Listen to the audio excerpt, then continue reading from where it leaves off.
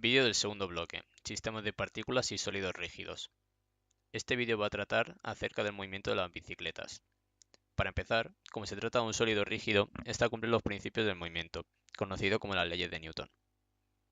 El primer principio, o el de inercia, determina que un cuerpo tiende a estar en reposo o en un movimiento rectilíneo uniforme en ausencia de una fuerza externa que actúe sobre él. Si un ciclista realizara una fuerza de avance en una pista llana, este se movería con velocidad constante de no ser por la fuerza de rozamiento. El segundo principio establece que la aceleración de una partícula es directamente proporcional a la fuerza resultante que actúa sobre ella, e inversamente proporcional a su masa. Es decir, que para una misma fuerza, cuanto menor sea la masa, mayor será la aceleración. Es esto mismo lo que buscan los fabricantes, reduciendo la masa empleando materiales más ligeros como la fibra de carbono. El tercer principio, o de acción y reacción, precisa de cuando dos partículas interactúan entre ellas, la fuerza que se ejercen es la misma, pero en sentido opuesto. Este mismo principio es el que permite a la bicicleta moverse, como luego explicaré. Una vez comentado esto, veo conveniente explicar el sistema de transmisión de las bicicletas para poder entender su movimiento. Para ello, lo dividiré en partes. La primera, respecto a los pedales. Estos están unidos a los platos por una biela, la cual se encarga de transformar la velocidad lineal del pedal en la velocidad angular, de acuerdo a la siguiente fórmula, donde el radio es la longitud de la biela y la velocidad es la del pedal.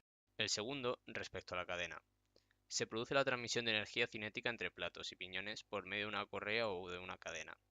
Básicamente es un mecanismo de polea entre dos ruedas, el cual cumple que la velocidad en todos los puntos de la correa es la misma. Como los radios del piñón y del plato son distintos, las velocidades angulares también lo serán. Para esta transmisión también se puede emplear la siguiente fórmula, puesto que las ruedas son dentadas, aunque se cumple que cuanto menor sea el radio, menor será el número de dientes. Y la tercera y última, respecto a la rueda trasera. El piñón transfiere su velocidad angular a la rueda trasera, la cual tendrá una velocidad lineal para cada punto dependiendo del radio. Pongamos el siguiente ejemplo. Un ciclista va por una superficie plana. Entonces usará un plato mayor que el piñón para que con el mismo trabajo recorra más distancia y por consecuencia sea más veloz. En cambio, para una subida, el ciclista pondrá un piñón mayor, por lo que la velocidad angular será menor. Con esto lo que consigue es realizar menos trabajo. Para explicar esto, he de introducir el concepto de par motor, que se define como el momento de la fuerza empleada para mover un objeto alrededor de un eje. Además, la potencia en un giro, que es el trabajo por unidad de tiempo, es el par motor por la velocidad angular, por lo que para que el ciclista suba debe realizar una fuerza mínima que venza el peso en su componente X. De esta manera, al cambiar las marchas, hace un menor esfuerzo. Veamos ahora las fuerzas que intervienen en el movimiento de la bicicleta. Para ello, entenderemos que el ciclista se encuentra en una situación ideal, es decir, una superficie plana y sin rozamiento del aire. Para el peso, consideraremos un sistema entre el ciclista y la bicicleta, que dependerá de las masas individuales de cada uno y de la posición de la persona.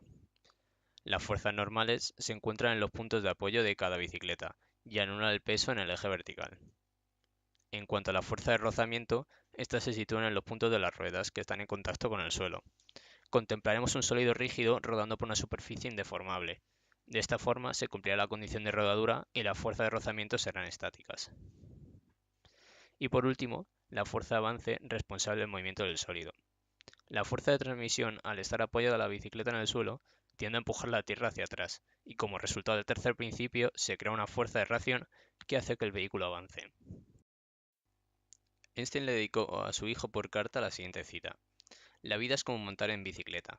Para estar en equilibrio debes estar en movimiento. ¿Pero a qué se refería con eso? No hace falta decir que una bicicleta no tiene el mismo equilibrio cuando está en reposo que cuando está en movimiento. ¿Pero a qué se debe?